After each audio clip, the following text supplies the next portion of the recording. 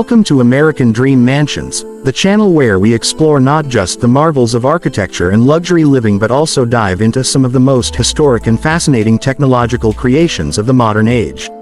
Today we shift our focus from dream homes to a dream of a different kind, the dream of power, defense, and engineering that shaped the Cold War era. We are going to talk about the DF-1 missile, China's very first ballistic missile and a symbol of the nation's entry into the strategic arms world. Stay tuned as we uncover its reviews, specifications, and features in detail. The DF-1 missile, also known as Dongfeng 1, which means East Wind 1, was China's first step into the missile arena during the mid-20th century. Introduced in the 1950s, the missile was based heavily on the Soviet R-2 rocket, which itself was derived from the famous German V-2 of World War II. This connection made the DF-1 both a technological adaptation and a foundation for China's independent missile development in the years to come. For many analysts, the DF-1 may seem primitive compared to today's intercontinental ballistic missiles, but at its time, it represented a huge leap forward for China's national defense and scientific capability.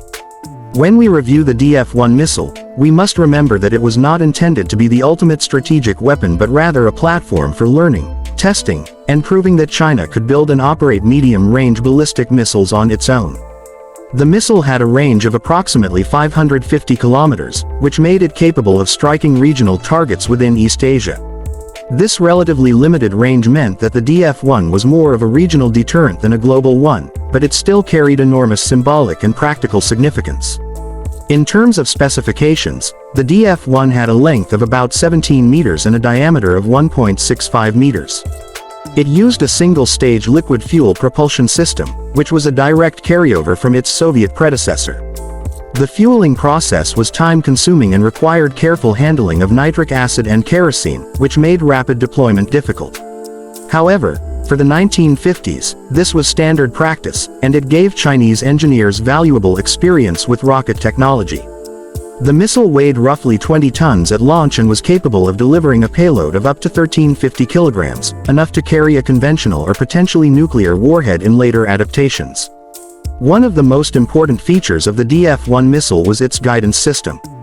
The system was primarily inertial, meaning it relied on internal gyroscopes and accelerometers rather than external signals.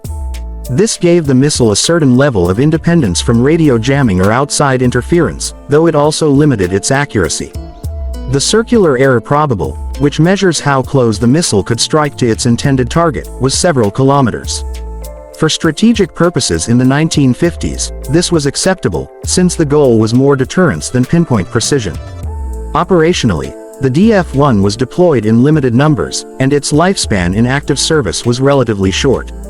By the early 1960s, it had been largely phased out in favor of more advanced missiles like the DF-2 and DF-3. Yet the DF-1 should not be underestimated in historical importance. It provided the Chinese military with its first real experience in missile deployment, handling, and strategy.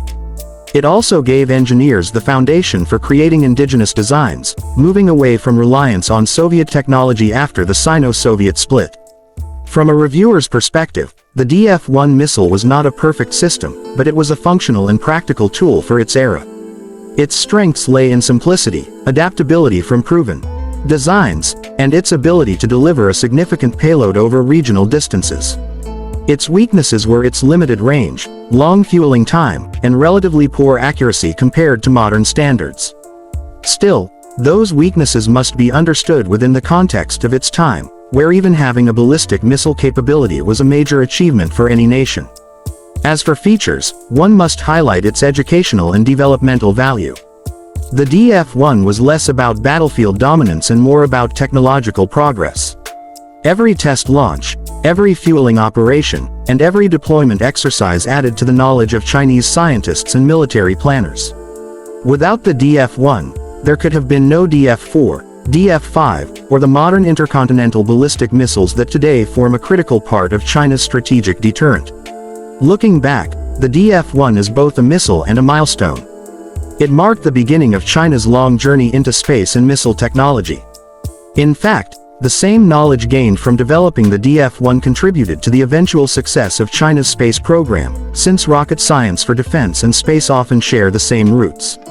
The DF-1, therefore, stands at the crossroads of history, symbolizing both the challenges of a new era and the determination of a nation to secure its place on the global stage.